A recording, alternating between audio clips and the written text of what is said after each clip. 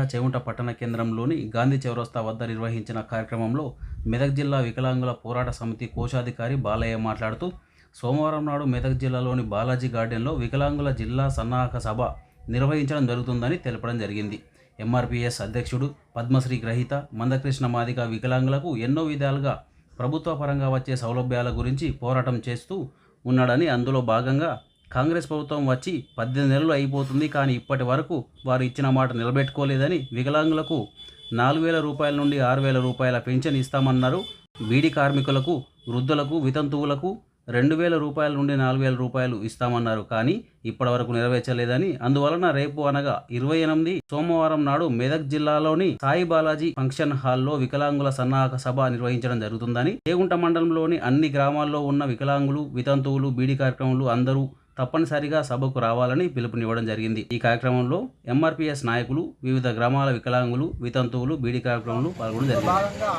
Shri Manya Mandakrishna Padmashri award గ్రహీత గారు మెదక్ విచ్చేయనున్న సందర్భంగా మండల కేంద్రంలోని అన్ని గ్రామాల నుండి వికలాంగులు అధిక సంఖ్యలో తరలిరావాలని కృష్ణన్న గారి ఆదేశాల అనుసారం మన వికలాంగుల హక్కుల సాధనకై పోరాటంలో భాగంగా అందరూ వివిధ గ్రామాల నుంచి తరలిరావాలని మాకు పిలుపునివ్వడం జరిగింది.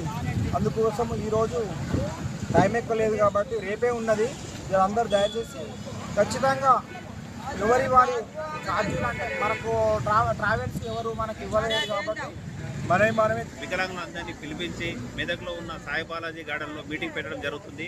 దాని కొరకు మన చేగుంట మండలంలో అన్నగారు వచ్చి మా అందరికి చెప్పి ఈరోజు ఇక్కడ సమావేశం చేసారు. మేము కూడా అన్నకు మద్దతు ఇస్తున్నాం. ఏంటంటే రేపు మా గ్రామాల నుండి ఇట్లా మేము అందరం వచ్చి మీ సభ విజయవంతం చేస్తాము. మాకు ఈ విధంగా చేస్తున్న అన్నగారికి మేము గిట్లా తను అనుకున్న విధంగా మేము గిట్లా సహాయపడతాము అని ఈ విధంగా చెప్పబోతున్నాం. పద్మశ్రీ అవార్డు గ్రహీత మందకృష్ణ మాదిగ అన్నగారు మా వికలాంగుల కోసం ఎన్నో ఏళ్ళ నుంచి పోరాటం చేస్తున్నారు. మా వికలాంగుల పింఛన్ విషయంలో పోయిన ఇంతకు ముందున్న ఏ ప్రభుత్వమైనా మెడల వంచి ఆయన అసెంబ్లీ ముట్టడి చేసి మాకు ఎన్నో విధాలు సాయం చేసి మా పింఛన్ పెంచిపించాడు.